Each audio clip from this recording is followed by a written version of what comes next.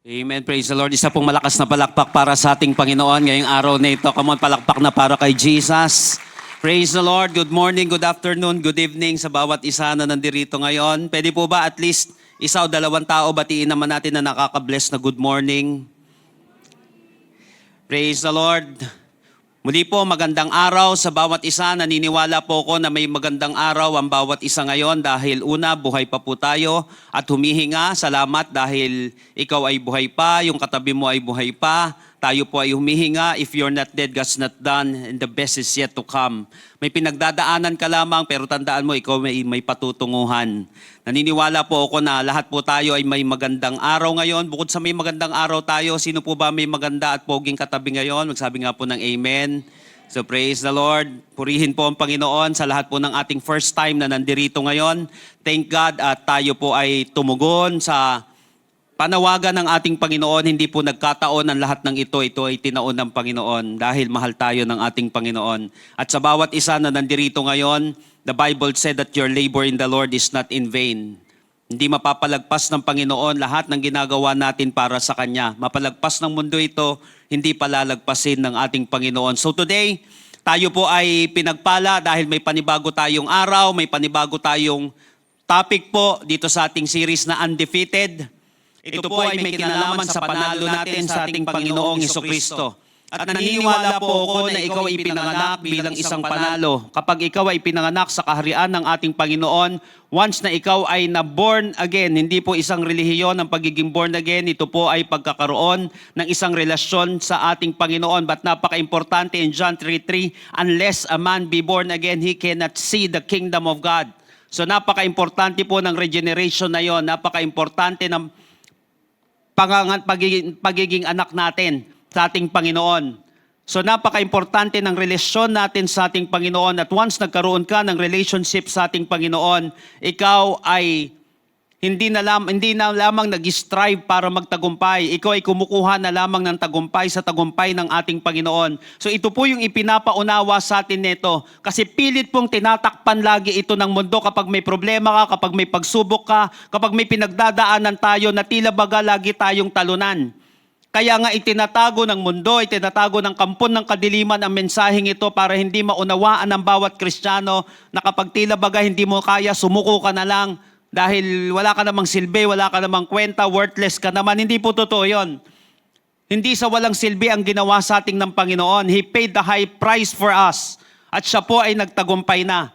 Kaya nga po napaka-importante ng pag-uusapan natin ngayon dito sa susunod natin na topic dito sa series na ito na Undefeated. Alam niyo po, minsan ba naisip mo na bakit kahit gusto ko nang magbago, parang bumabalik pa rin ako sa dating-dati?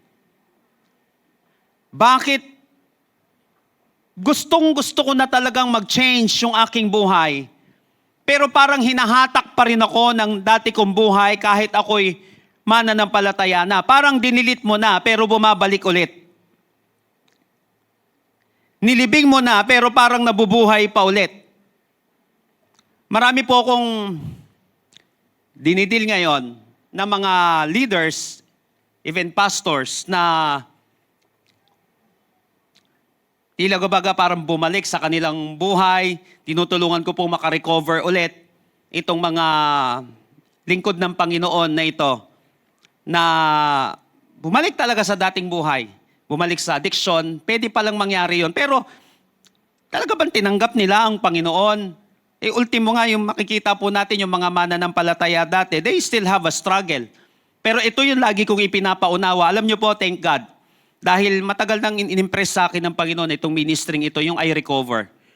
Matagal ko na pong ginawa ng program ito kasi matagal na po, of course, sinoobserbahan natin yung mga rehabilitation center, bakit ang baba-baba ng recovery rate nila, bakit yung success rate, sa kabila na ikulong mo ng 1 taon, 2 taon, babalik ulit. And then may nakita akong mga missing pieces dito sa program na ito. Nasabi ko na ilalagay ko ito dito sa susunod na, of course, ministry natin. Ito ay informal pa naman, but gagawin natin itong formal na ministry natin. Pag-pray nyo po na magkaroon tayo ng center pagdating sa recovery center. sa pagdating sa addiction at mataas ang success rate nito. At ultimo nga sa iba't ibang mga, sa immature pa, sa mature na nagkaroon ng pagbagsak sa buhay, ay nakita ko po yung tagumpay dito. Pero alam nyo po, ito yung madalas na binabanggit nila sa akin, na dinilit ko na pero parang bumabalik, nilibing ko na pero parang nabubuhay ulit. Alam nyo po, si Apostle Paul, sa Romans chapter 6, hindi niya po tinuturo dito lamang yung self-improvement. Ang tinuturo niya po dito sa Romans chapter 6 ay life transformation. Kaya nga po, kung mababasa niyo po yung aking social media, yung pinaka-tagline ko doon is "It is for change." So napaka-importante po kasi ng transformation, napaka-importante ng change. Kasi kahit na ma-motivate ang isang tao, pag wala talagang transformation na mangyayari sa kanya, sandali lang siya. Ang motivation, madali lang yan. Paano kapag hindi ka na-motivated? Hindi mo na itutuloy ang negosyo. Paano kapag hindi ka na-motivated? Hindi mo na itutuloy ang sinimulan mo. Kaya napaka-importante po ng transformation.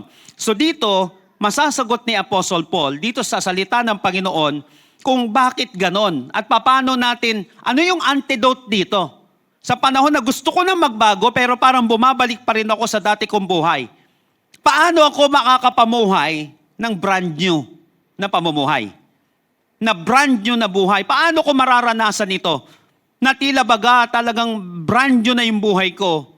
Na hindi na ako katulad ng dati na wasak-wasak, na tila baga parang walang pag-asa, parang walang patutunguhan, o paulit-ulit na lamang itong cycle na ito ng aking buhay. I want you to open your Bible with me in Romans chapter 6, verses 4 hanggang 11.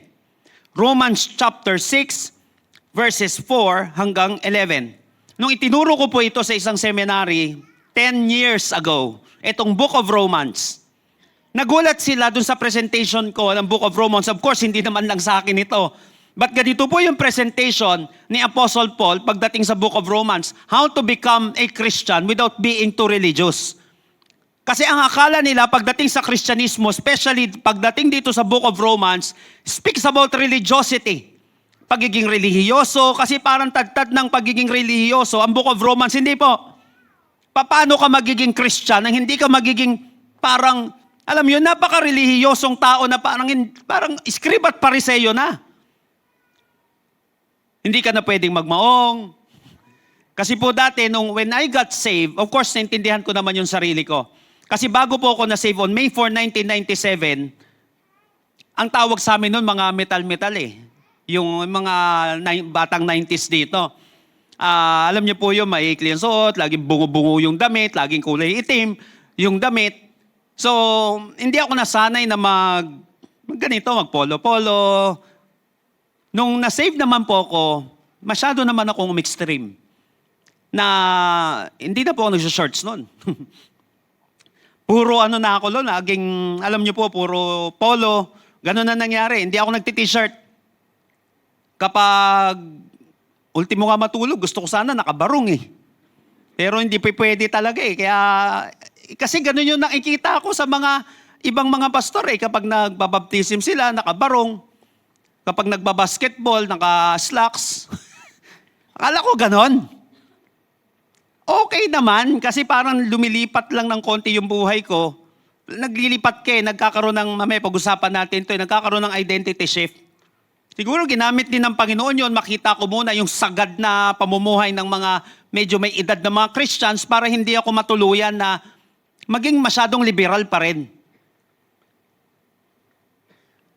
At ayun po nangyari ngayon, nung ako'y nasa seminary na, sabi ko parang kakaiba yung pagkatao ko dito, parang nerd ako. Pero nakikita ko itong mga malalago kong mga kaklase, mga pastors ng mga malalaking churches. Pero lumalago naman church nila nang hindi sila katulad ng pananamit ko ngayon dito sa seminaryong ito. And then I found out na pwede ka palang maging Kristiyano na hindi ka masyadong relihiyoso. Na nare-respect mo pa rin ang ating Panginoon, maayos pa rin yung pamumuhay mo, pananalita mo, pananamit mo, na kung saan, hindi ka parang scribe at pariseyo. Pero at the same time, hindi ka naman masyadong liberal. Na parang walang pinagbago yung pagkatao mo, parang walang pinagbago yung buhay mo. Romans chapter 6, verses 4 hanggang 11, dito po makikita natin paano tayo makakapamuhay ng isang brand new na buhay. na kung saan totoong matagumpay. Romans chapter 6 verses 4 hanggang 11. For, tignan niyo po agad dito for we died. Buhay po yung nagsasalita, physically. Pero sinabi niya dito, for we died and were buried with Christ by baptism. And just as Christ was raised from the dead by the glorious power of the Father, now we also may live new lives. Since we have been united with Him in His death, we will also be raised to life as He was. Verse 6, we know that our old sinful selves were crucified with Christ so that sin might lose its power. Tignan niyo po, ulitin ko yung verse 6. For we know that our old sinful selves were crucified with Christ so that sin might lose its power in our lives. We are no longer slaves to sin. For when we died with Christ, we were set free from the power of sin. Since we died with Christ, we know we will also live with Him. Verse 9, we are sure of this because Christ was raised from the dead, and He will never die again. Death no longer has any power over Him. When He died once to break the power of sin. But now that He lives for the glory of God. Verse 11, so you should also consider yourselves to be dead to the power of sin and alive to God through Christ Jesus. So join me in our message today entitled, Living a Brand New Life. Living a brand new life. So paano ba tayo makakapamuhay ng isang brand new na buhay? Paano yung old self na ito na binanggit ko sa kanina po, na kung saan parang tila baga lagi tayong hinahatak sa lumang buhay natin at parang ipinapamukha sa atin na wala ka pa rin silbi, wala ka pa rin kwenta, kahit Kristiyano ka na, ganyan ka pa rin, babalik ka rin sa dati. Walang mangyayari sa buhay mo, paikot-ikot ka lang. Yan ang kasinungalingan ng mundo. Kaya nga po, napaka-importante nitong passage na ito. Now, how to live a brand new life with Christ? Or how to live a brand new life in Christ? Sagot po ni Apostle Paul, tatlong katotohanan ang dapat nating i-embrace. For us to live a brand new life in Christ, tatlong katotohanan na dapat nating yakapin. At naniniwala po ako, hindi nagkataon na mapapakinggan mo ito. Because starting today, mamumuhay ka, makakapamuhay ka ng isang brand new na buhay sa ating Panginoong Sokristo. Lahat po ng ready at excited na matuto at mabago ngayong araw na ito, magsabi nga po ng malakas na Amen. Number 1, makikita po natin ito in verses 4 hanggang 7. Verses 4 hanggang 7. Nakalagay po dito sa verse 4, for we died and were buried with Christ by baptism. For we died, nakalagay dito. Tapos nakalagay dun sa verse 5, for we have been united with Him in His death. Nakalagay dun sa verse 6, we know that our old sinful selves were crucified with Christ. For we are no longer slaves to sin. Verse 7, nakalagay po, for when we died with Christ, we were set free from the power of sin. How to live a brand new life in Christ? Number 1, renounce your old life. Renounce your old life. Kasama po ito sa mga life coaching na ginagawa ko po ito. Kasi po yung mga principles doon, ay kinukuha po natin of course sa salita ng ating Panginoon kasi may mga life coaching naman. Pagdating ang atake ay masyado siyang secular. Pero alam nyo po, napaka-importante, if you want to live a brand new life, gusto mong iwan yung dati mong estado sa buhay. Gusto mong makalaya dyan. Kaya may mga tao hindi lumalaya. Why? Because they are not renouncing their old life. Hindi nila yun nire-renounce. Alam nyo po, sabi sa verse 4, we were buried with Him. Yung word na buried dito mo ay yung Greek word. Ang ibig sabihin nitong buried na ito sa Greek ay full closure. Yung sinabing buried dito, buried with Christ, dito sa verse 4 na ito, it means no access, no return, totally cut off. We were buried, we were cut off, sabi dito. Buried. Ibig sabihin, hindi lang inayos ang old self natin. Nung namatay ang ating Panginoong Jesucristo, na nampalataya tayo sa kanyang kamatayan at muling pagkabuhay, ibig sabihin, hindi lang inayos ni Lord yung old self natin. Tinapos niya yung old self na mga mananampalataya. Therefore, your old self is not under renovation. Ulitin ko po. Ito napaka-importante po nito. Yes, we are under construction, but your old self is not under renovation. Hindi nire-renovate yung lumang pagkatao natin. In fact, nakalagay dito sa text, it is terminated. Terminate na ng Panginoon yung old self natin na yon. Ang tawag po dito ay identity detachment. Identity detachment. Ibig sabihin nun, you are disconnecting from your former self-definition. We were buried. Identity detachment. So hindi lang po pinatawad ang kasalanan mo, hindi lang pinatawad ang kasalanan ko. Pinatay yung lumang ikaw at lumang ako. Nung namatay si Kristo sa krus ng Kalbaryo, hindi lang siya ang namatay. Pati lumang pagkatao ng mga mananampalataya kasamang namatay. Why? Nakalagay dito sa verse 4, for we died and were buried with Christ. Nakuha niyo po yan? Pagdating sa verse 5, we have been united with Him in His death. Verse 6, we know that our old sinful natures were crucified with Christ. Pagdating sa verse 7, for we died with Christ. Therefore, the cross is not only where Jesus died for you. Ulitin ko po. The cross is not only where Jesus died for you, it is also where you died with Him. Kapo natin yun dito nakalagay doon sa text. Hindi lamang tayo, hindi sa cross po, hindi lamang doon namatay ang ating Panginoong Jesucristo. Doon din tayo namatay kasama niya. Yung old self natin, for we died and were buried with Christ. We have been united with Him in His death, where we died with Christ. That's why in Galatians 2:20, ang nakalagay po doon, I am crucified with Christ. Sabi ni Apostle Paul, Galatians 2:20, ang ganda nun. I have been crucified with Christ and I no longer lives. But Christ lives in me. The life I live in the body, I live by faith in the Son of God who loved me and gave Himself for me. For I have been crucified with Christ and I no longer live. Colossians chapter 3 verse 9. Put off the old self. Identity detachment po ito. So we have to renounce our old life. Hindi tayo makakapamuhay ng isang brand new na buhay hanggat hindi natin siya nire-renounce. Because you cannot step into a new future while holding on to an expired identity.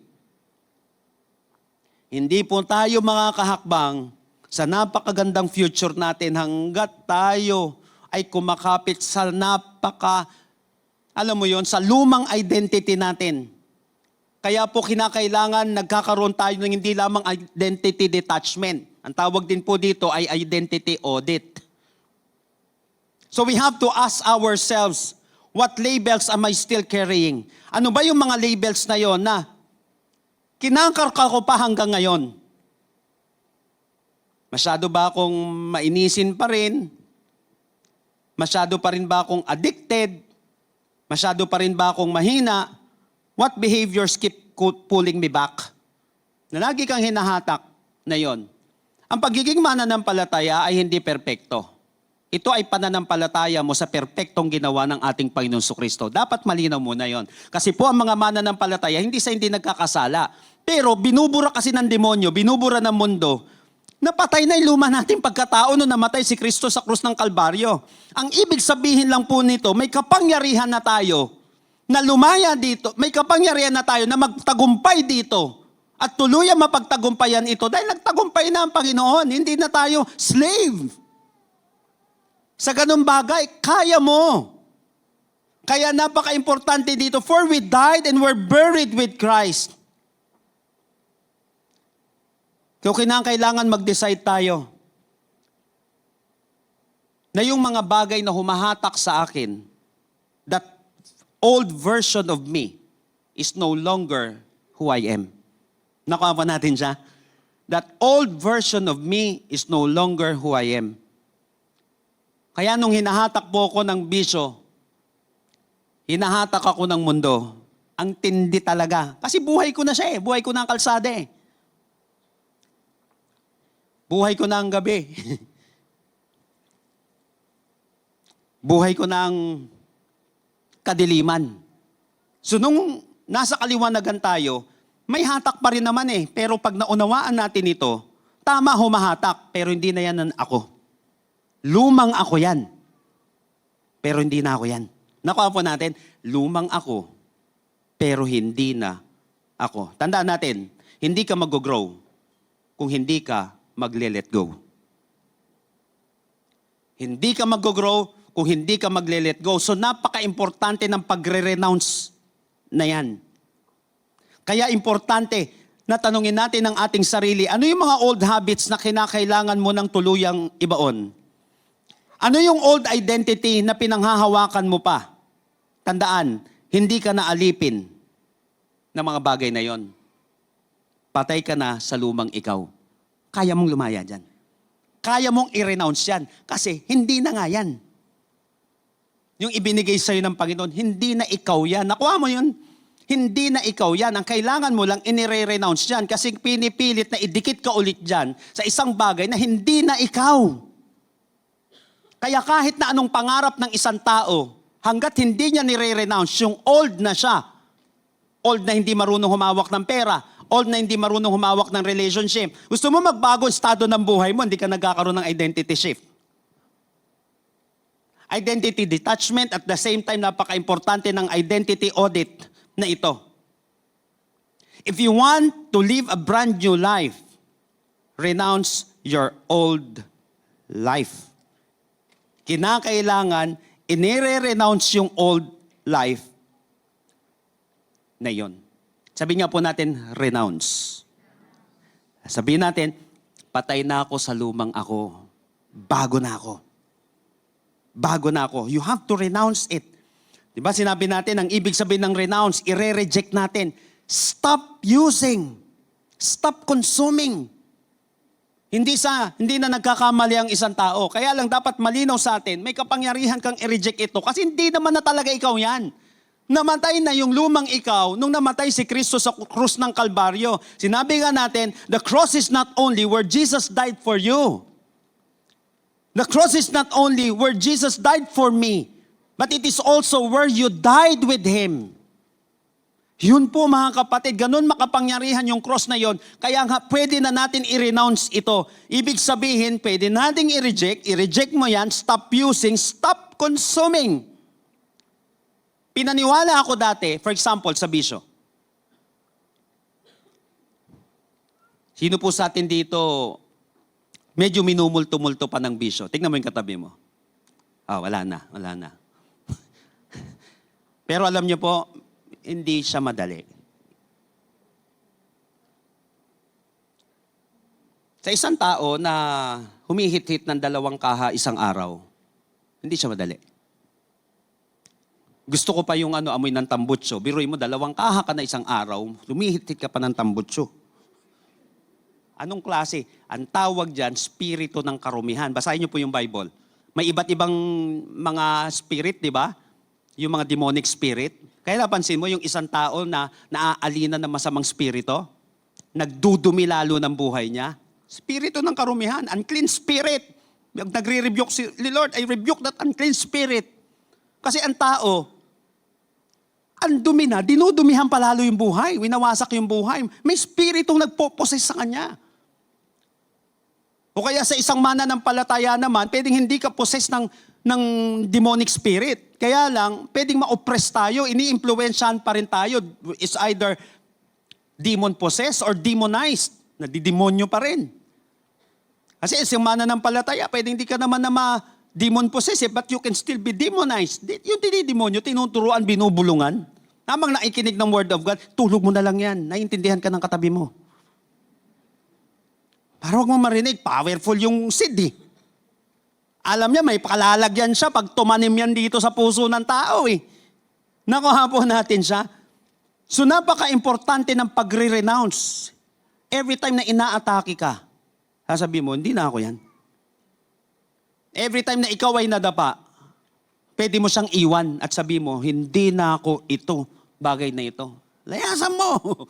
Nakuha natin yon. Pagtagumpayan mo, kaya mo mapagtagumpayan yan. Kasi sabi na akin, bago mo mapagtagumpayan yung bisyong yan, naku, grabe, adik ka na dyan.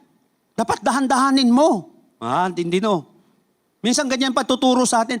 Pag nagbawas ka ng bisyo, dahan-dahanin mo. Ang problema, kadahan-dahan, 2 taon na yung dahan-dahan.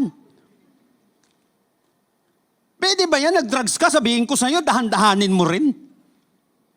Yung magnanakaw para mapagtagumpayan mo yung bisyo mo, dahan-dahanin mo, konti na lang nakaw. Hindi siya ganun eh. Minsan, hindi na nakakapagbago ang isang tao dahil sa kasinungalingan na sinasabi, may kapit pa rin ngayon yung kaaway. Tandaan natin, kaya mo. Sabi mo sa katabi mo, kaya mo. Ang gagawin mo lang, you have to renounce your old self.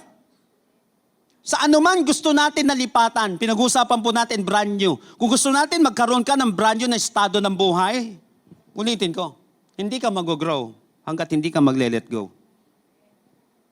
Yung maling pag-iisip, yung mga maling mindset, pagdating sa pera, pagdating sa buhay, pagdating sa pamumuhay, importante i-renounce talaga siya. Pangalawa, napakaganda nito. Verses 4, 8, and 9.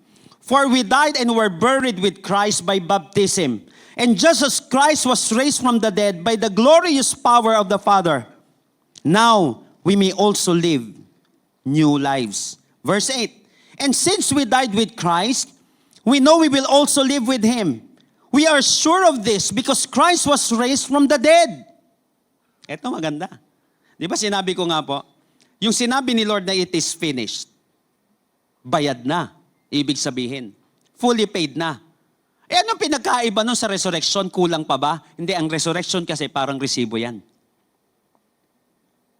Na malalaman mo na totoo yung ginawa ni Kristo na pagtapos doon, yung tagumpay na ginawa niya sa pamamagitan ng resurrection. Yung resibo. Kaya ito yung binanggit dito. And since we died with Christ, verse 8, we know that we will also live with Him. We are sure of this, verse 9, because Christ was raised from the dead. And He will never die again. Death no longer has any power over Him. Ito maganda. How to live a brand new life in Christ. Number 2, reframe your identity. Una, renounce your old self. Every time na nagmumulto yan, kung gusto mo talaga mabago yung pamumuhay mo, brand new, importante yung pagre-renounce. Every time na inaatake ka, hindi na ako to. Mamalik-balikan, hindi ako to. Kasi, dabalik ka lang doon. Paikot-ikot lang siya ang mangyayari. Pero pangalawa, ang gagawin natin, i-reframe natin yung identity natin. Pag sinabing reframe, it means express differently. Ganda nito. Nung tayo ay nasa lumang buhay pa, ang expression na, alam mo naman yung expression mo eh. For example, practical na lang muna na expression. Ako po dati, nahihiya ako na pumunta ng church. Why? Baka pag nakipagkwentuhan ako, mapamura ako. Kasi lahat ng salita ko lagi, may kasamang mura. Naging parte na siya ng buhay ko. Pag pumunta ako ng church, marinig ako ng mga brothers and sisters doon. Eto pa, mas kinakatakot ko. Huwag nyo na akong pag-prayin. Naka-testimony. Baka habang nagtitestimony ako, praise the Lord, putit kutsinta. Mapag-ganon ako. Takot na takot ako doon. Baka, alam mo yung madulas ka, tapos maging kahiyahiya ka. Kasi kahit na, parang hirap na hirap ako, laging natural na lumalabas yung mga hindi magagandang mga salita sa bibig ko. Kaya lang, sabi ko, hindi naman ako pinanganak na nagmumura eh. Hindi ka maigi dito. Hindi naman ako pinanganak na nagmumura. Natutunan ko lang siya. Therefore, kaya ko ring matutunan magbago. Hawa natin. Pinanganak ka bang ganyan? Di naman Oh, therefore, kaya mong bago. Na-shape ka lamang ng mundo. Ito ginawa ko.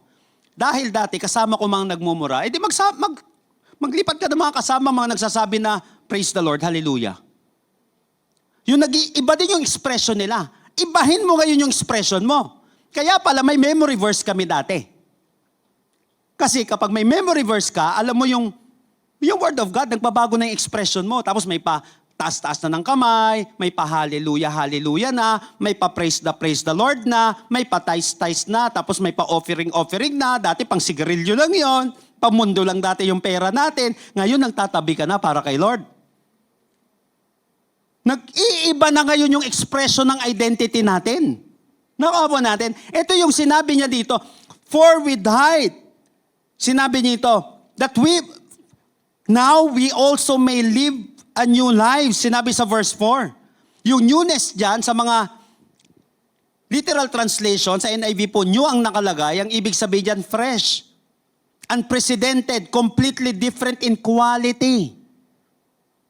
Yung sinabing walk dyan or live, sa passage na yan, sa mga translation nyo po, ang ibig sabihin niyan, daily lifestyle. Pampihira. Ito pala ay araw-araw na pagpili. Ito pala ay araw-araw na expression. Ito yung reframing na tinatawag. Pagdating po, for example, sa mindset, may tinatawag na cognitive distortion at cognitive reframing. Halimbawa, yung cognitive distortion, lalo nating sinisira yung isip natin, yung buhay natin, nag-iisip ka pa lalo ng ikasisira mo, ikatatakot mo, yung puro negative na lang, toxic thinking na tinatawag, puro negative na lang. Ibig sabihin, instead na inaayos natin, dinidistort lalo natin yung isip natin. Ngayon, kapag may mga pagsubok na nangyayari, pwede rin naman, it's either dalawa. Kapag may challenges ang isang tao, cognitive distortion ang gagawin niya. Pag may negative, ipa-flood niya pa yun ng mga negativity lalo. Makikinig siya ng negative, kakausap siya negative, magsasalita siya ng mga negativity. Cognitive distortion, lalo na nahilo. Pangalawa naman ay cognitive reframing. Ibig sabihin, titignan mo yung bright side. Tama, mataas ang gasolina. Pero buhay pa ako. Kaya ako maglakad. Kaya ko sumakay ng kabayo. Kaya ako mag-tricycle. Wala naman ako na ito dati. Kaya nung nawalan ako ng sasakyan, di ako natakot. Kaya ko naman, naglalakad naman ako dati. Nagko-commute naman ako dati. Nakuha po natin siya, ba't ako matatakot? Hindi ko sinasabi na babalik ako doon sa dating buhay na yon. Ibig sabihin, dumadating tayo dito, gagawa pa rin ako ng paraan, paano ko mapagtatagumpayan ako? Hindi na ako yon. Pero kung dumaan man ako sa pagsubok, kaya ko mag-adjust. Kaya nating mag-adjust. Hindi yung, wala na, lubog na buhay namin, sisira na buhay ko, wala na kaming kakainin. You're distorting your mind. So dito, we have to reframe our identity. Daily lifestyle. Ibig sabihin, completely different in quality. Ito yung new na binanggit dito. At sinabi sa verse 9, we are sure of this. Ito maganda. We are sure of this because Christ was raised from the dead. And He will never die again. Death no longer has any power. Tingnan niyo po. Death has no longer any power over Him. So si Kristo po ay hindi na mamamatay ulit. So ang buhay na binigay niya sa'yo, makinig maigi. Dahil si Kristo, sinabi sa text na ito in verse 9, hindi na mamamatay ulit. Ang buhay na binigay niya sa iyo at sa akin ay secure at powerful. Yung buhay na binigay niya ay secure at powerful. The same power that raised Jesus is now at work in you. Kaya nga sinabi sa 2 Corinthians 5:17, if any man is in Christ, he is a new creature. If any man is in Christ, he is a new creature. 2 Corinthians 5:17. Ay, ang ganda nito. Di ba sa NIV nakalagay doon, if anyone is in Christ, he is a new creation. Okay naman yon. Pero sa mga literal version, if any man is in Christ, he is a new creature. Ang tawag po dito ay doctrine of regeneration. Parang ganito yung doctrine of regeneration. I remember, nung freshman po ako sa seminary, sabi ng teacher ko, tinanong ko sa kanya, Sir, ano po ibig sabihin ng regeneration? Ano po ang, sabi ko, pakibigay ng basic, alam ko mahirap ito. Pero paano nyo po maipapaliwanag ng basic yung regeneration? Na regenerated na ang isang taong na kay Kristo. Para daw ganito ka-basic ito. Yung pusa, pumasok sa cage. Paglabas niya aso. That's regeneration. Ito, new creature. New creation. Iba na. Bagong nilalang. Ang ibig sabihin nun. Yan yung doctrine ng regeneration. Ibig sabihin, wala na nga ikaw. I have been crucified with Christ and I no longer live, but Christ lives in me. The life I live in the body, I live by faith in the Son of God who loved me and gave Himself for me. If any man be in Christ, he is a new creature. So dapat, reframing. Dahil new creature tayo, nung pumasok kang, sample lang naman to pumasok kang pusa, dahil regenerated ka na, pagbalik mo aso, dapat tunog aso ka. Paglabas mo, aw, hindi meow. Nakama yan, yun yung regeneration. New creature siya si Kristo na So yung expression mo ngayon, expression ng pagiging mananampalataya. Expression kung paano si Jesus Christ. Doon pala nakikita yung brand nyong ikaw. Kaya dati, mura lang to ng mura Ba't dati may pa-amen na siya. May pa-praise the Lord na. Nagmumukha kang brand nyo na ngayon. Iba na nga to. May sapi na tong kaibigan kong to. Hindi siya may sapi. Ikaw may sapi. Nawala na yung sapi niya. Dati, dalawa kayo may sapi. Ngayon, nabago na siya. Holy Spirit na, sumapi sa kanya, kaya nagbabago siya. Nakuha po natin, reframing. Different expression na yung ginagawa. Tama. Gusto mong iwan yung luma mong buhay, pagiging mahirap na buhay, tigilan mo yung pagiging, yung laging baon sa utang, laging wala nang mangyayari sa buhay niya. Same, gusto mo mabago buhay, pareho yung pananalita mo. Ito, makinig po kayo maigi dito. Maraming mga tao na babaon sa buhay, nababaon sa utang. Alam niyo po problema? Yung iba kasi, gumagaya kalahati lang. Sabi ko, kaya babaon kayo sa utang. Kaya nababaon kayo sa buhay, hindi kayo makalaya. Ginaya mo kung paano gumastos yung mayayaman Nakuha natin yon. Ginaya mo kung paano gumastos yung mayayaman. Ang problema, hindi mo ginaya kung paano sila mag-ipon, paano sila mag-risk, paano sila mag-handle ng pera. Kalahati lang ginaya mo. Sana ginaya mo na ng buo. Nakuha natin. Kagaya ka rin lang, gayahin mo yung buo. Paano sila naging risk taker, paano sila nag-isip ng, ganito yung puro gastos ang gayahin. Nakuha na yung ibang ginaya, gastos Hindi ginaya paano kumita Ngayon, magbabago ng buhay. Siyempre, identity shift. Lalawakan natin yung psychological wallet natin. Dati, pang 1,000 ka lang, pang 20 ka lang. Ngayon, nag-iiba na, pang 10,000 na, kaya mo na mag-rent ng ganito, kaya mo nang bumili niyan, kaya mo nang mag-offering nito, kaya mo nang magtumulong ng mabigat-bigat. Nagkakaroon ng identity shift na tinatawag. Pero ituloy-tuloy mo na. Hindi lang yung paggastos, dapat yung pagkita. Kumplituhin mo na rin. Ginaya mo na rin yung pagkabibili ng ganyang mga sapatos. Sinaya mo na rin yung pupunta sa ganyan. Starbucks ka na kunyari, di ba? Gayahin mo na yung totoong...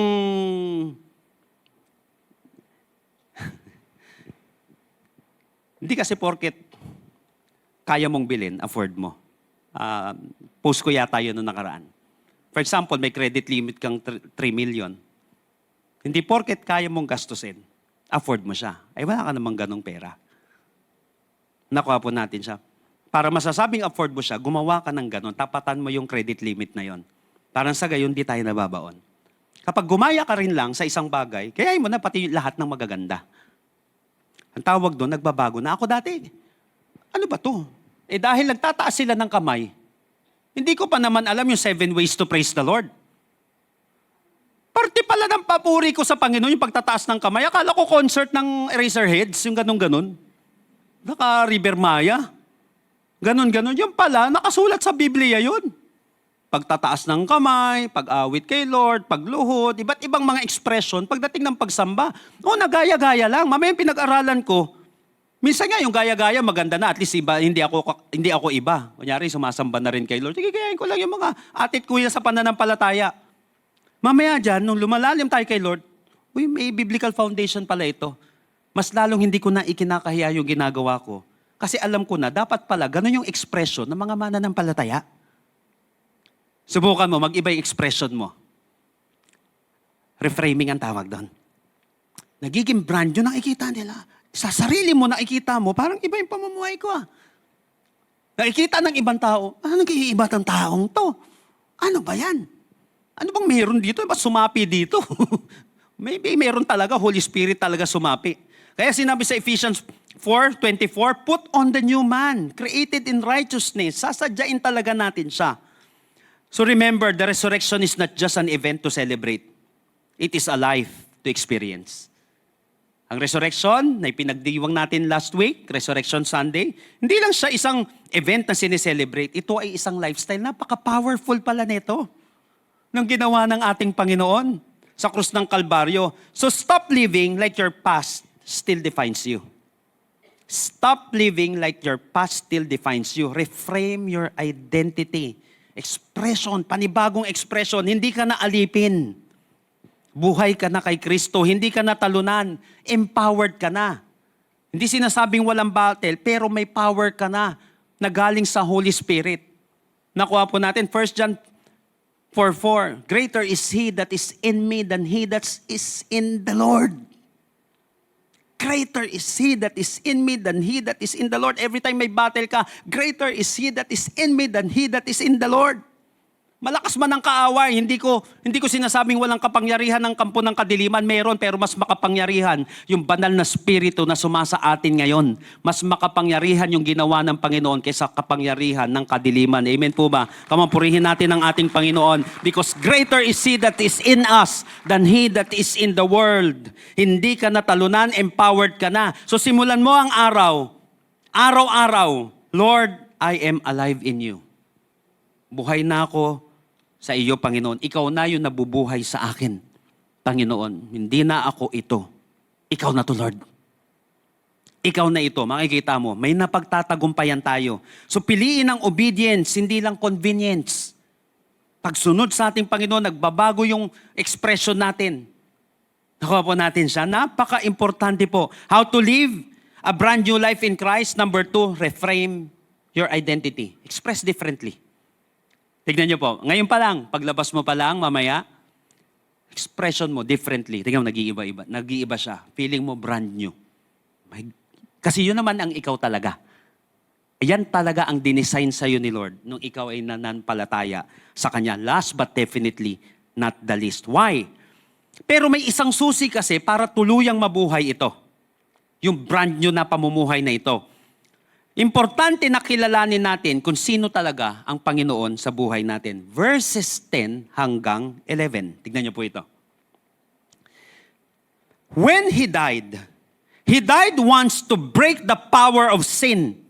But now that He lives for the glory of God. Verse 11. So you also should, importante po itong word na ito ha.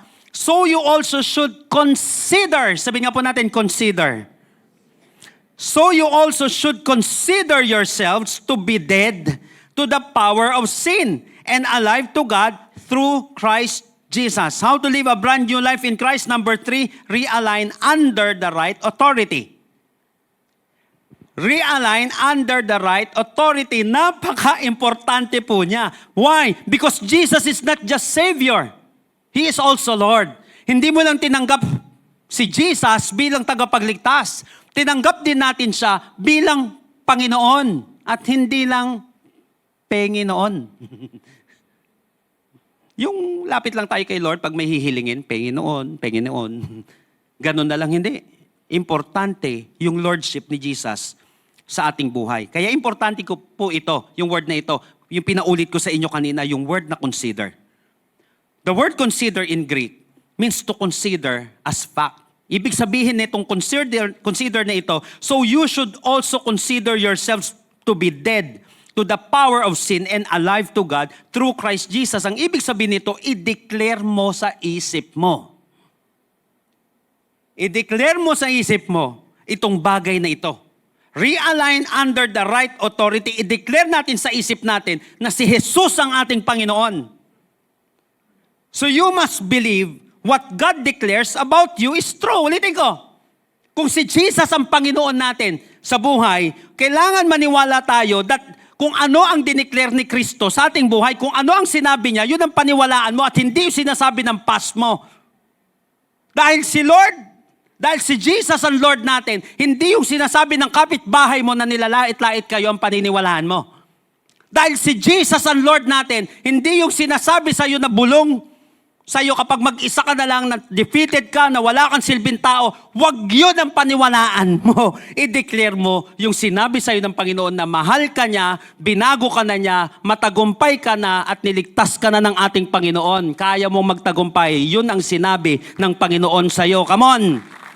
Kung si Jesus ang Lord, siya ang paniwalaan mo. Huwag mo paniniwalain ang lalait sa iyo. Siya ba Lord mo?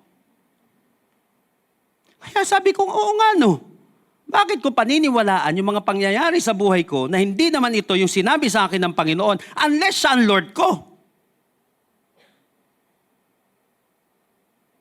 You must believe what God declares about you is true. So hindi lang Savior si Jesus. He's also your Lord. Luke chapter 6 verse 46. But why do you call me Lord, Lord, and do not do the things which I say? Sabi ni Jesus sa kanila, ba't tinatawag pa kayong Lord, Lord? Hindi nyo naman ginagawa yung sinasabi ko. Kung Lord siya, dapat yung sinabi niya, ang paniwalaan natin. Hindi yung sinasabi ng pangyayari at sinasabi ng mundo. Philippians 2:11, every tongue should confess that Jesus Christ is Lord. Take note, your life will always follow whoever you recognize your Lord. Your life will always follow whoever recognizes as Lord. Yung buhay po natin, susunod yan sa nire-recognize natin na Lord ng buhay natin. Kung sino yung Lord ng buhay natin, yun yung masusunod. Kaya, pag-isipan mo maigi, sino yung nasusunod? Every time na may battle ka.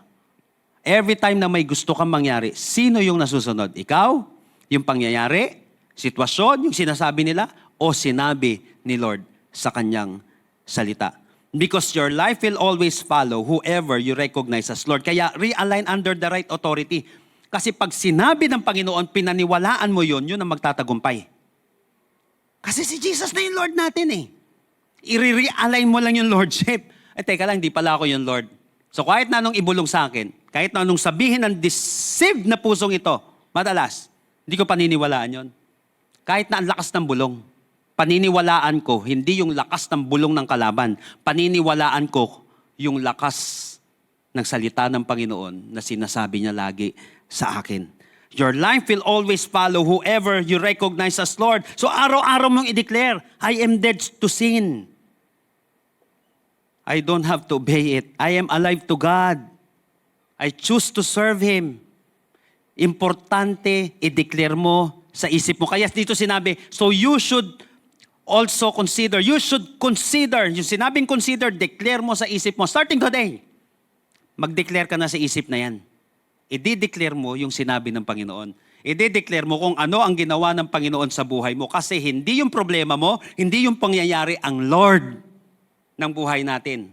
Si Jesus na yung Lord ng buhay natin, kaya hindi na importante yung sinasabi ng iba, yung binubulong ng iba, hindi na importante yung sinisigaw ng iba, mas importante na kung anong sinasabi sa atin ng Panginoon. Why? Kasi si Jesus ang ating Panginoon. So we have to check ourselves daily. Who's leading me right now? My flesh or my Lord? Sinasabi ng ibang tao, o ang Panginoon. So when tempted, sasabihin mo, patay na ako sa bagay na yan. Di yan ang sinabi ng Panginoon sa akin. So kapag ikaw ay pumipili, pipili ka para kay Lord. May kinalaman sa Panginoon mo. Maluluwalhati ba si Jesus dito? O bago mahihirapan ka mag-decide, Lord, tulungan mo nga po ako, Panginoon. Dito, kasi gusto ko po ikaw maluwalhati dito, ikaw masunod dito, Panginoon. Napansin mo, nag-iiba ka na ng Lord. Iba na yung Lord mo eh, si Jesus na eh.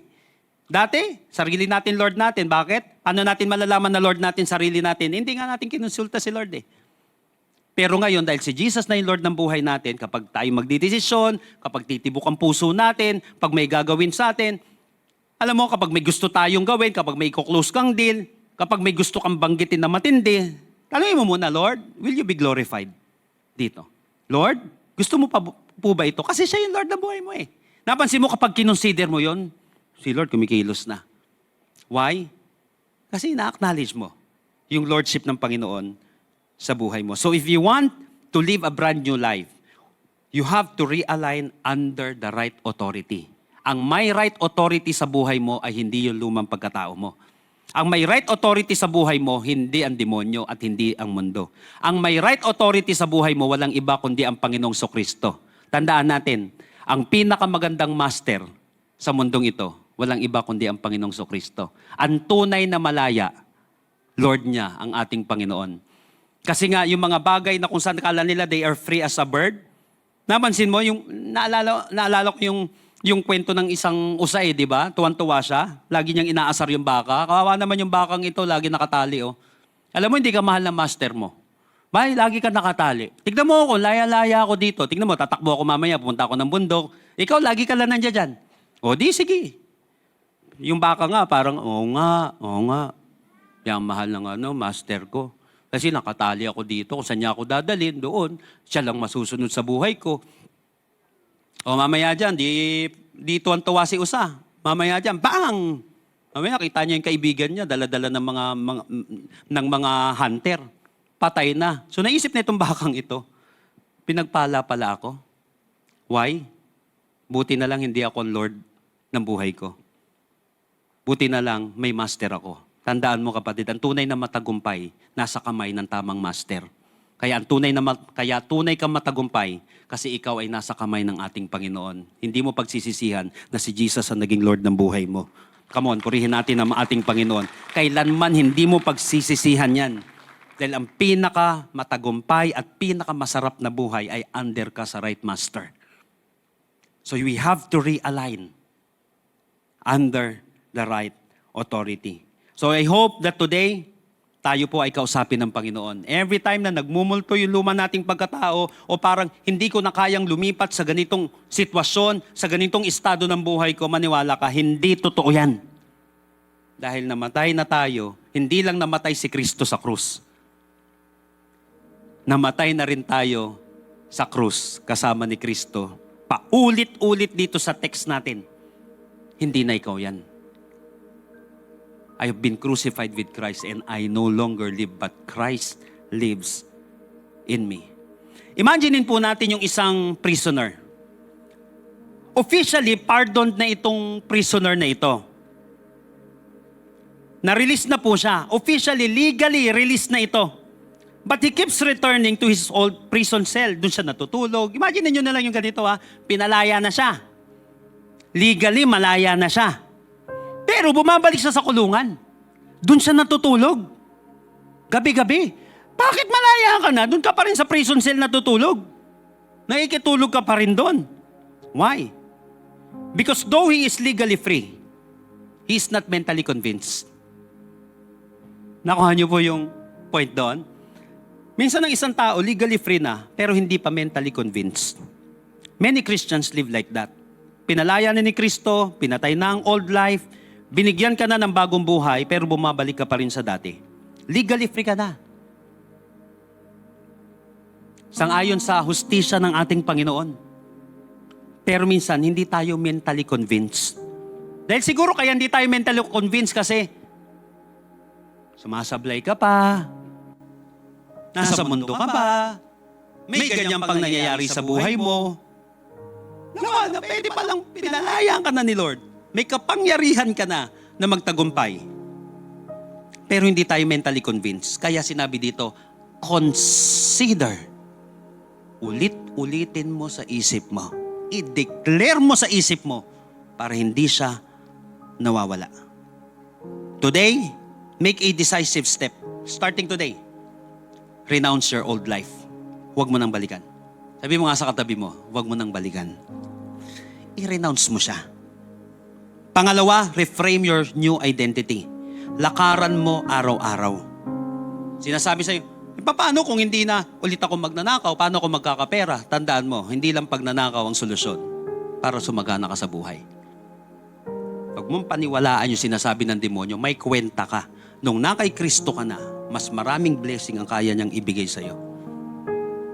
You have to renounce it.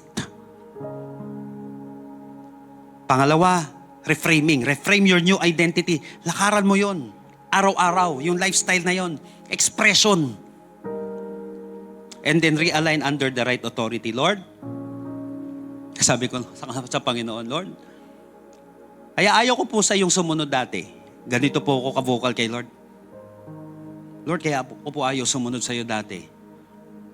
Kasi po panganay ako. Nakakainin pamilya ko. Parang gumasto sila sa akin. Tapos magpapastor lang ako. Lalaitin ako nito. Kasi sabi nila, pag nagpastor ka, mamamatay kang dilat mga mata mo, pati pamilya mo. Pero Lord, mas makapangyarihan ka sa sinasabi ng tao. Susunod na lang po ako, pero Lord, bahala ka na sa kanila, Lord. Awa ng Diyos, kumakain naman sila. Pero kung ako nga, pinagpilitan ko lang sarili ko, tingin ko ba kaya ko yon? Hindi rin naman eh. Pagkatiwala mo kay Lord, iba si Lord. Pag pinagkatiwala mo kay Lord, patutunayan ng Panginoon, hindi ka nagkamali ng allegiance mo. Hindi ka nagkamali sa sinasamba mong Diyos. Hindi ka nagkamali sa pinagbigyan mo ng buhay mo. Realign under the right authority. Isuko mo ang control. Kilalanin mo si Jesus na Panginoon na dapat masunod sa lahat ng bagay. Now the question is, will you live like who you were or who you are in Christ? Yung luma o ngayon? Gusto mo ba ng brand new life? Tandaan natin, walk in the glory of your brand new life. Napakaganda ng buhay na kasama ang ating Panginoong Kristo. So naniniwala po ako, matagtad man ang krisis, matagtad man ang problema ang buhay natin, may brand new life ka na kay Lord. Starting today, lakaran mo na yan. Maniwala ka. Naghihintay ang magandang bukas. Naghihintay ang isang napakagandang pangyayari sa buhay mo. Ang dami pang surprises ni Lord sa buhay mo. Magugulat na lang yung katabi mo balang araw. Ngayon nga, baka magulat na eh. Pero magugulat na lang balang araw, ang dami pa palang magandang mangyayari sa buhay mo. Why? Kasi kasama mo na ang ating Panginoong Kristo. Siya yung tunay na Lord ng buhay natin. Come on, mas malakas na palakpak para sa ating Panginoon. Praise the Lord. Tayo pong lahat ay tumayo sa presence ng ating Panginoon.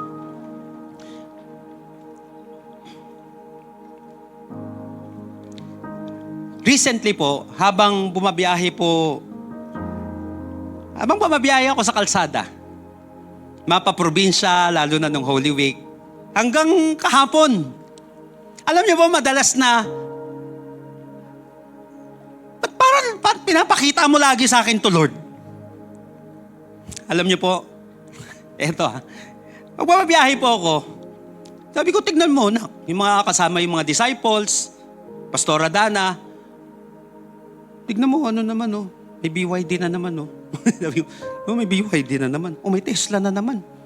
May Tesla na naman dun. Oh, sabi ko, hybrid na naman to. Sabi ko, fully electric tong sasakyan na ito. Dati hindi mo makita yan ng ganyan, kadami. Pati po dun, by the way, ngayong araw po na ito, kalilipat namin sa bagong bahay namin dito sa EDSA. Grabe. Tapos, tinitignan ko yung parking. Parami yung ano.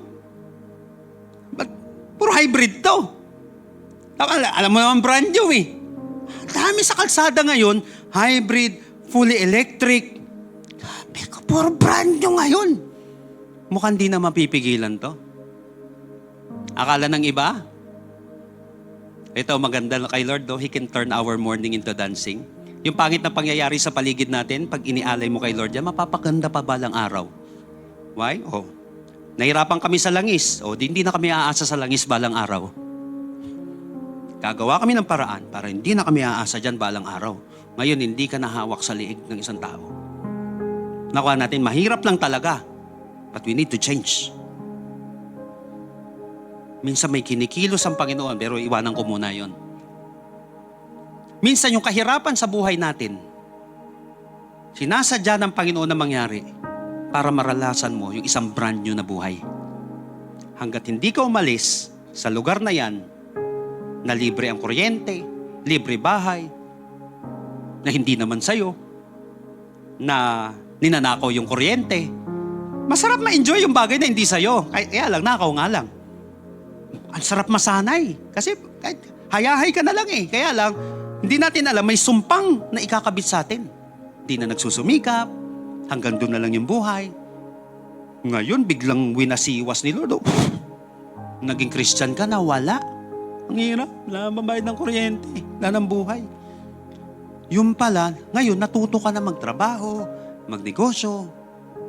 Inayos mo na yung buhay mo. Kasi wala ka nang aasahan eh.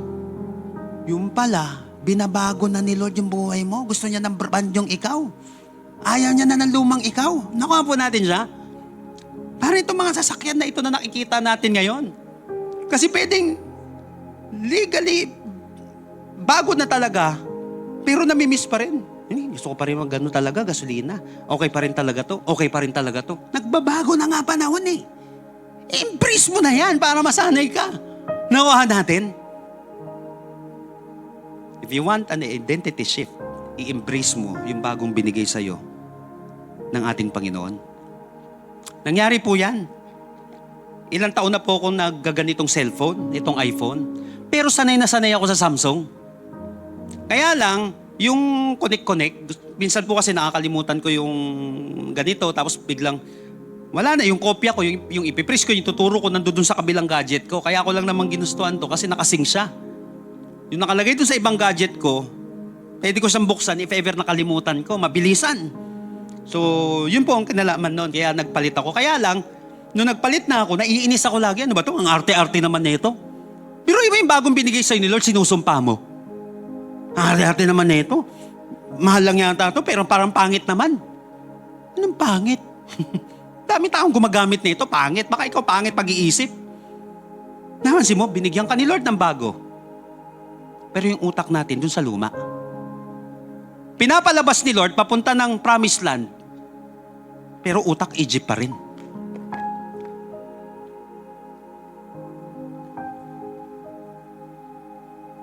Panalangin natin na habang tayo'y nabubuhay, maranasan natin yung magandang inilaan sa atin ng ating Panginoon.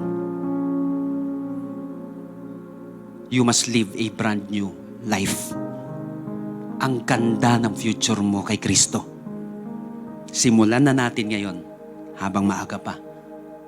Ang ganda ng design sa'yo ng ating Panginoon. I want you to close your eyes right now. Habang nakapikit ang bawat isa ngayong oras na ito. Imaginein mo, kapatid, yung wasak-wasak na buhay. Lumang ikaw nung wala ka pa kay Lord. Hasin mo? May bago eh. So, hindi yung sinasabi ng iba, paniniwalaan mo. May pinabago sa'yo si Lord eh. Porket sumablay ka dyan, ibig sabihin wala sa'yo si Lord, kunya-kunyari mo lang yung ginawa mo. Hindi. Yan talaga yung ikaw na. Nahihirapan ka lang, nagkakaroon lang ng shifting. Pero lakaran mo yung tunay na ikaw. Yan ang plano sa'yo ni Lord. Bulay-bulayan mo yung lumang buhay. At gusto kong tignan mo ngayon, araw na ito, yung napakagandang buhay na inilaan sa'yo ng Panginoon. Lord, I speak God for vision right now. Bigyan niyo po ng pangitain ng isang brand new na buhay at pamumuhay ang bawat isa. Physically, mentally, financially, emotionally, in the name of Jesus. And for all of you right now, maybe this is your first time na dumalo sa gawain ito. Kung sinasabi natin, Lord, give me a brand new life. Gusto ko pong maranasan, Panginoon, ng isang bagong buhay na ikaw lamang ang makapagbibigay. Kapatid, kung kanina pa nangungusap sa iyo si Lord, at kanina pa dinadampi ni Lord ang kanyang mga kamay sa iyong puso, may ginagawa si Lord. Ito ang araw na ibigay mo yung buhay mo kay Lord. This is the day of salvation. Once you hear the voice of the Lord, do not harden your heart. If you want to give your life to the Lord, kung gusto mo mag-respond ngayong araw na ito sa salita ng Panginoon, if this is your first time, na gusto mo kapatid na i-surrender everything to God, knowing, Lord, I'm not perfect, Lord, but you are perfect. Perfect na yung ginawa mo sa krus, Panginoon. Lord, samahan mo po ako sa isang brand new na buhay, Panginoon. Or maybe you want to rededicate your life to the Lord. Isang mabilis lang kapatid na panalangin ang gagawin natin. But I believe that after this, your life will never be the same again. Because the Bible said that if you confess with your mouth that Jesus is Lord, you will be saved.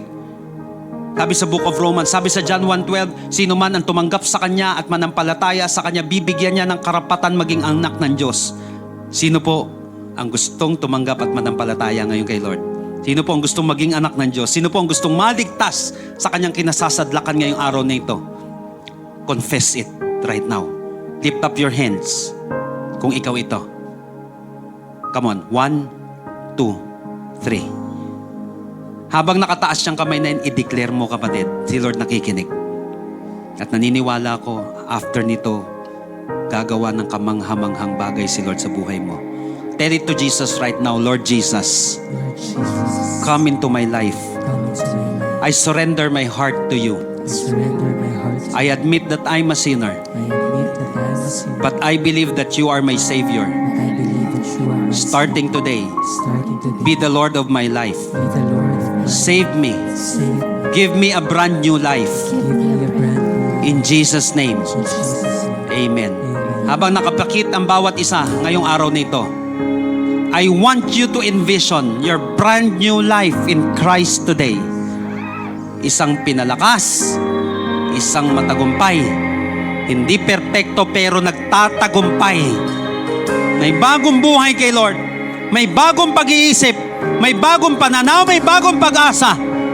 Yes, hindi nababago ang mundo, pero nababago ang puso at isip kay Kristo. Sa pangalan ng Panginoong Hesus, Lord, I declare for an identity shift right now sa bawat isa. May big shift na gagawin si Lord sa buhay mo. Ngayon linggong ito, ngayong buwan na ito, sa mga susunod na araw, abangan mo kapatid yung gagawin ni Lord. Sumunod ka sa kilos ng Panginoon. Lahat na natutunan natin ngayon, simulan mong mag-renounce. Ngayong oras na ito kapatid, I will give you 30 seconds to 1 minute. I-renounce mo yung lumang buhay na yan, kahirapan, kasalanan, kulungan ng lumang buhay. Renounce it right now. At starting today, mag-reframe ka kapatid ng new identity. Kung ikaw ay nag-rebuke, kung ikaw ay nagtanggal, tumanggap ka ng mga panibago galing sa Panginoon. At ialay mo lahat kay Lord yan. Si Lord ang bahala dyan kapatid. Tutulungan ka ng ating Panginoon. Come on, just talk to God right now. Ikaw sa ang ating Panginoon. Last 40 seconds. Come. Talk to Him.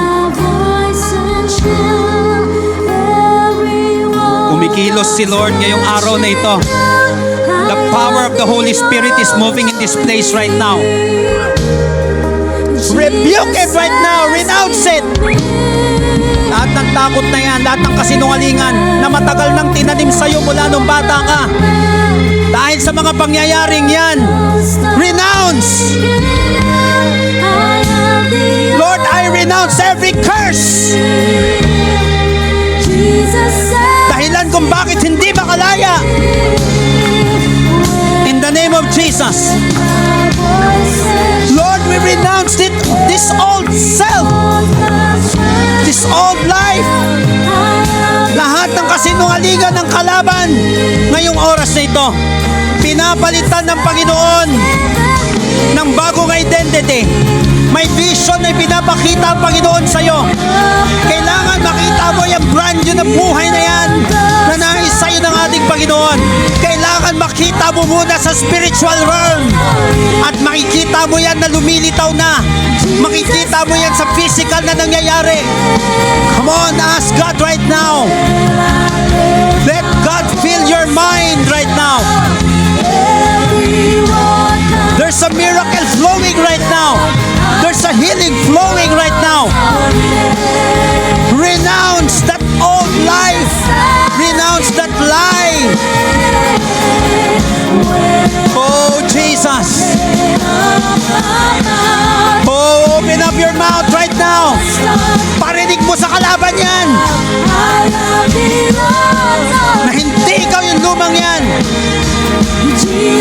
Pakita mo sa kanya yung authority mo. Declare something today sa buhay mo. In the name of Jesus. Mag-declare ka ng healing. Declare prosperity. Financially, mentally, right now. You have the authority in the name of Jesus. Oh God.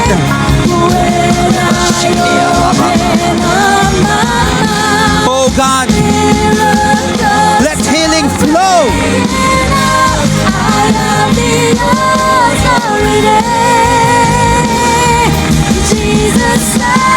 Vision, God.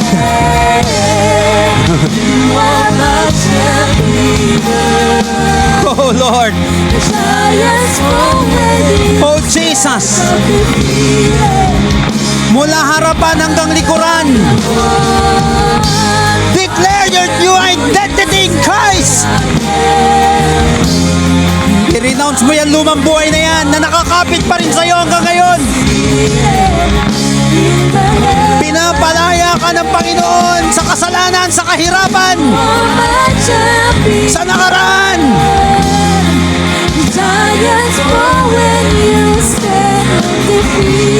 Oh Lord, nagtagumpay na si Jesus. Siya na ang nabubuhay sa'yo.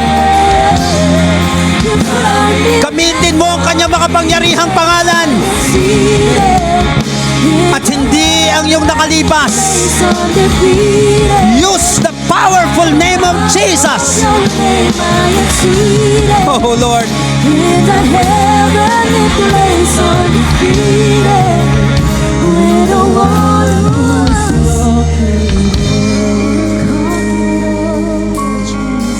Lahat ng mga may bagong identity ngayon kay Lord, can we just lift up our hands right now? Habang nakataas siyang kamay na yan, Lord, this is a sign of our surrender. Lord, sinusurrender na po namin, Lord, yung lumang buhay. Lord, ngayong oras na ito, as our hands lifted high, tinatanggap po namin, Panginoon, yung brand new life na ito, Lord, na nilaan mo sa amin. Hindi man nabago ang mundo, pero bago ang puso't isipan na kung saan si Kristo ang naghahari. Lord, empower these hands right now in the name of Jesus. Kapangyarihan mo ay dadaloy, Lord, sa kamay na ito, sa isip na ito, Panginoon. May gagaling, may mapagpapala. Makikita nila at mararamdaman nila hindi yung lumang buhay ng anak mong ito, Panginoon, kundi yung bagong pangalan na naghahari sa Kanya, Panginoon. Lord, magkakaroon siya ng authority, Lord. Makikita, mararamdaman ng mga tao, mararanasan niya, Panginoon, itong authority ito sa pangalan ng Panginoong Yesus. Salamat po, Panginoon, dahil wala na ang lumang kami. Ikaw na, Panginoon, ang hari ng bagong kami, Panginoon. Pag-aaralan namin, i-express namin, Panginoon, lagi namin pag-iisipan, Panginoon, lagi namin pauulit-ulitin sa aming isipan at ipapractice namin, Panginoon, yung bagong kami, Panginoon. Hanggang sa makita namin, Panginoon, totoo nga, Lord. Brand new pala talaga na ang buhay namin, Lord. Salamat po sa tagumpay. Salamat. Ngayon pa lang dinideclare na po namin, Panginoon, yung mga brand new things din na mararanasan ng bawat isa. Salamat po. We're so excited, God, for these new things, Lord, na ipaparanas mo sa amin. Thank you, God, for the healing. Thank you, God. May dineliver ka, Panginoon, mula sa pagkaalipin ng kalaban ngayong araw na ito. May pinalaya ka, Panginoon. May iniligtas ka, Panginoon. May pinagaling ka. Salamat po. Sa iyo po ang walang hanggang papuri, pasasalamat at pagsamba sa pangalan ni Jesus. Lahat po'y magsabi ng malakas na Amen and Amen. Come on, palakpak ng pinagtagumpay, pinagaling at pinagpala ng ating Panginoon.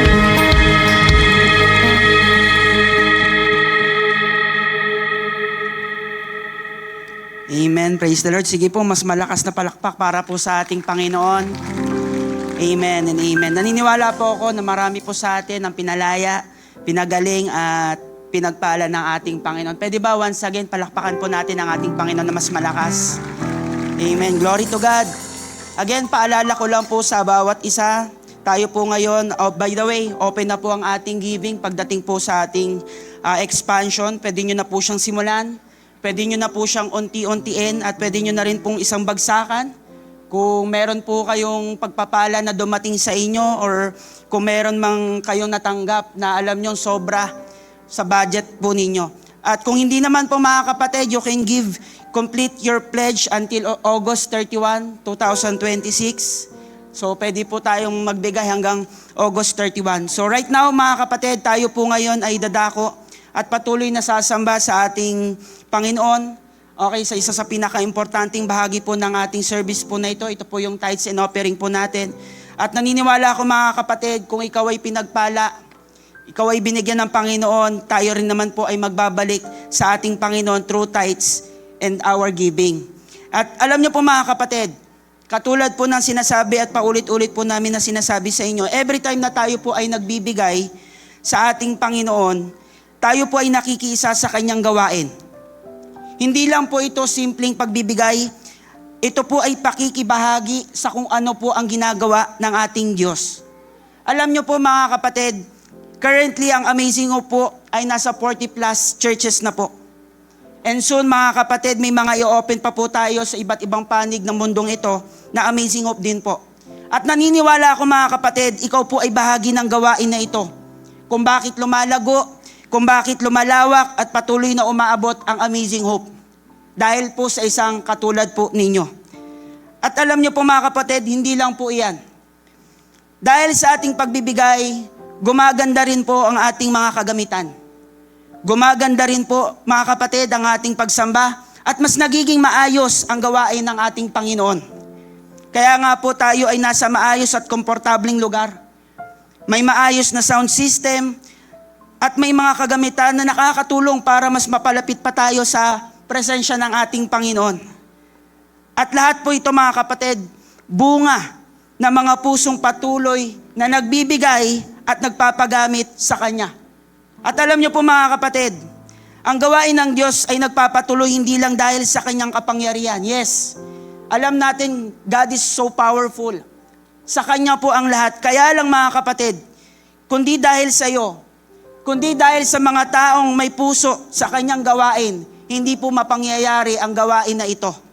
Pwede ba palakpakan po natin ang ating Panginoon sa excellence na binibigay sa atin din ng ating Panginoon at excellence na binibigay natin sa ating Panginoon. Kaya nga po naniniwala ako mga kapatid, sa bawat pagbibigay natin, sa bawat pagtatanim at pagtatapat po natin sa ating Panginoon, may excellent at pagsamba na ibinibigay natin sa ating Panginoon. Kaya hindi po mawari natin. Tayo po ay lumalago, tayo po ay lumalawak. Kaya tingnan niyo po yung mga upuan na wala pa. So susunod, punong-puno na ito mga kapatid. At naniniwala ko dahil sa giving natin mga kapatid, mas bibigyan pa tayo ni Lord na mas malaking lugar. Naniniwala po kayo na bibigyan tayo ni Lord na mas malaking lugar pa po. Amen. So, pwede po ba mas malakas na palakpak para sa ating Panginoon? By the way, pangako rin naman ng ating Panginoon. In Malachi chapter 3 verse 10, sinabi niya dito, "Now you must bring the whole tithe that belongs to me. Store it in my temple so that there will be food in my house. Obey me and then see what I will do." That is what the Lord Almighty says. You will see how much I will bless you. You will not have enough room to store all the good things that I will give to you. I will pour blessing out of the skies like rain. Mga kapatid, pangako ni Lord ito at hindi ko pangako ito. Prinsipyo ng Bible ito na sinusunod natin, na kapag binigay mo daw po yung buong tithes mo, hindi po kalahati, hindi po 1/4, hindi 1/2. Mga kapatid, sinabi dito whole tithes. Pastor, okay lang po ba yun kahit walang-wala na ako? Kahit may mga bayarin pa ako? Kapatid, sumunod ka sa ating Panginoon at hindi ka kakalimutan ng ating Panginoon. Unahin mo siya at hindi ka niya kakalimutan mga kapatid. At sinabi dito, bring the whole tithe and see that I will do. I will pour so much blessing that there will be enough room to store it. Mga kapatid, ito yung pangako ni Lord. Para sa lahat ng tutugon. Para sa lahat ng mga tao na kung saan magtatapat sa ating Panginoon. Ito yung pangako niya. I will pour out so much blessing wala na daw mapaglalagyan, mga kapatid. Kaya mga kapatid, para sa iyo to. Para sa mga magbibigay, para sa mga magtatapat, asahan mo na. Yung hindi mo mawaring pagpapala na sinasabi natin, Lord, kung kani-kanino, kung alam mo yun mga kapatid, hindi mo mawarik kung paano gumagalaw si Lord. Kasi ito yung pangako niya sa atin. Kaya sa oras po na ito, mga kapatid, ang ating Diyos ay tapat. At siya ay patuloy na magpapala sa mga pusong tapat din sa Kanya. Kaya sa umagang ito mga kapatid, tayo po ay magbibigay na may kagalakan bilang pasasalamat at pakikibahagi sa Kanyang dakilang gawain. And now mga kapatid, may mga sobre po dyan sa ating mga upuan. May mga nakalagay po dyan sa likod ng sobre po na yan. May tithes, may offering, may love gift, at may expansion at may first fruit din po mga kapatid.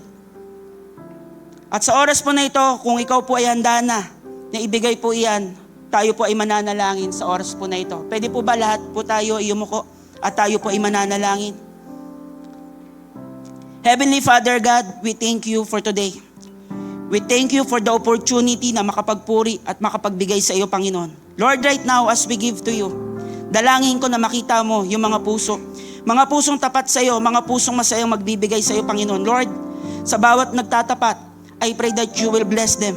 100-folds, even 1,000-folds, Panginoon God.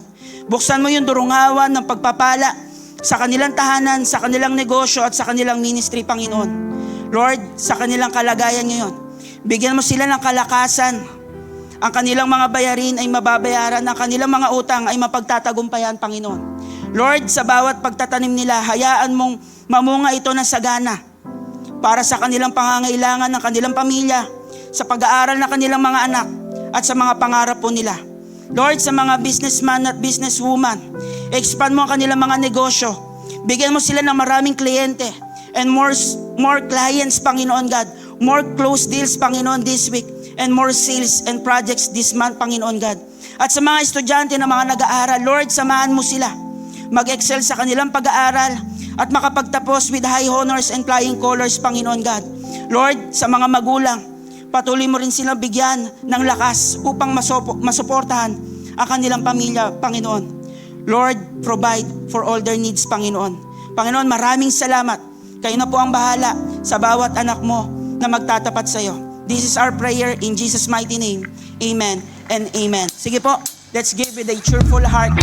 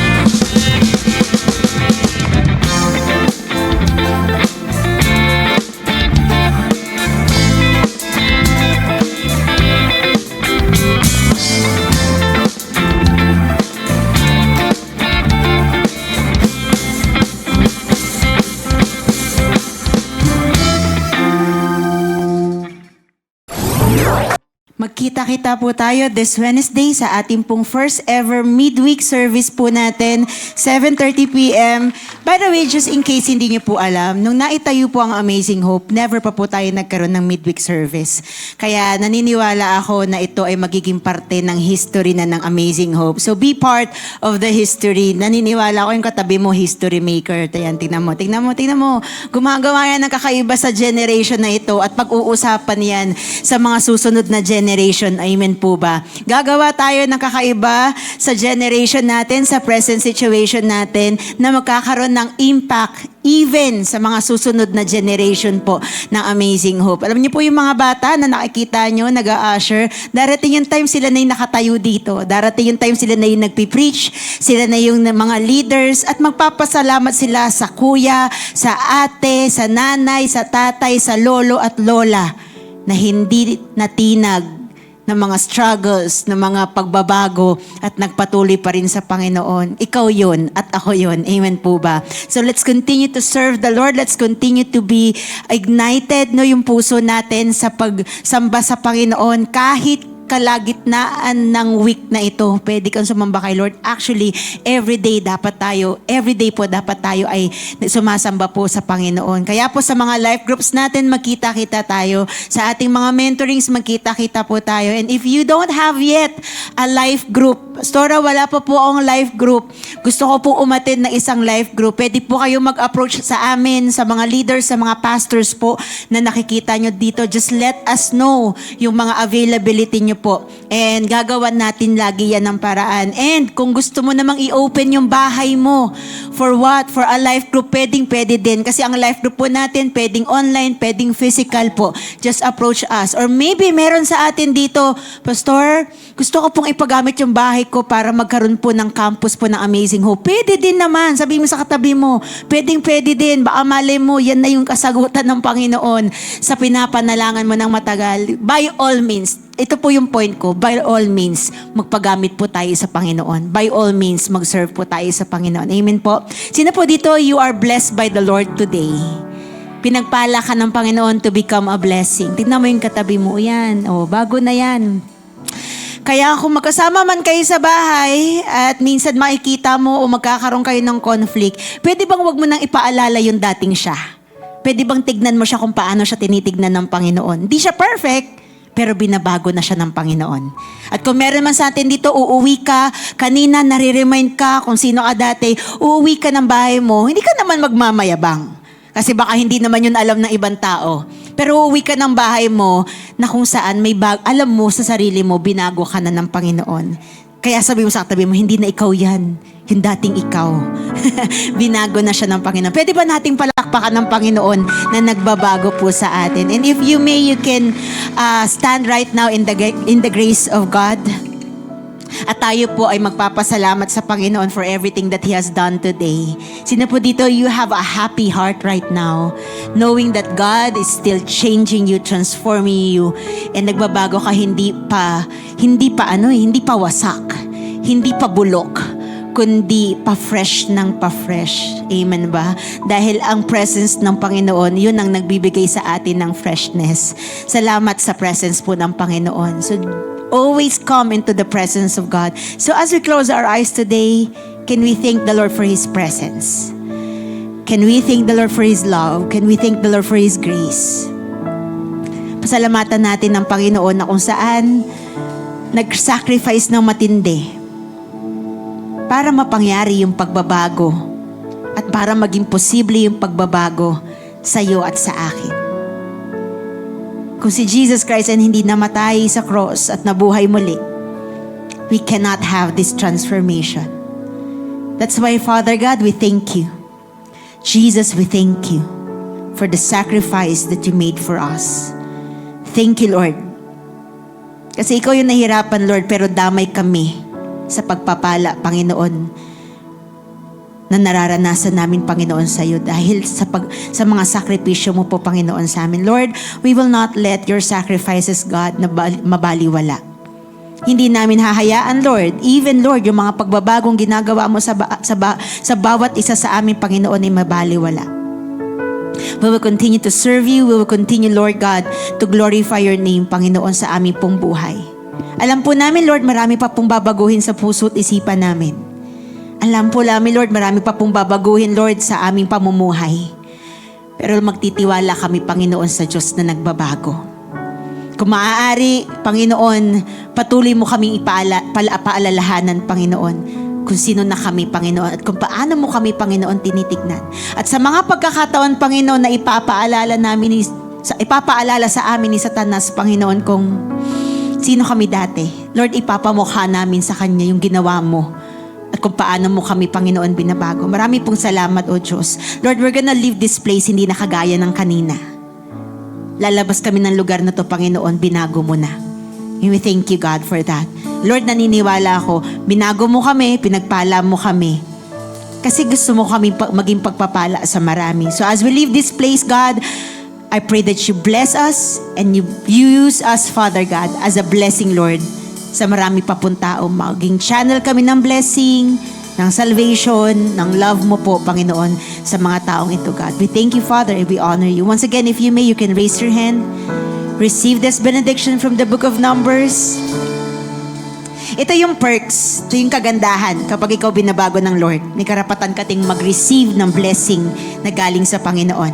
Amazing people of God, may the Lord bless you and take care of you. I receive. May the Lord be kind and gracious to you. I receive. And may the Lord look on you with favor and give you peace. I receive. Father, we receive all these things in the mighty name of Jesus. And everybody will say aloud, Amen. Amen. God bless everyone. See you po next Sunday. Depression is beating, addiction can stay. You want it all, you want it all. Shame is evicted and fear is afraid. You want it all, you want it all. Death is defeated, lives are restored. You want it all, you want it all. In every battle, the victory is yours. You want it all, you want it all. Depression is beaten, addiction can stay. You want it all, you want it all. Shame is evicted and fear is afraid. You want it all, you want it all. Death is defeated, lives are restored. You want it all, you want it all. In every battle, the victory is yours. You want it all, you want it all. Oh, heaven's champion, King of all, mighty warrior, all powerful, great redeemer, faithful, heaven's champion. God bless everyone. Heaven's champion, King of all, mighty warrior, all powerful, great redeemer, faithful, heaven's champion. You want it all. See you next Sunday. God bless everyone. God bless you. You're undefeated. Bless you, Church. You're brand new.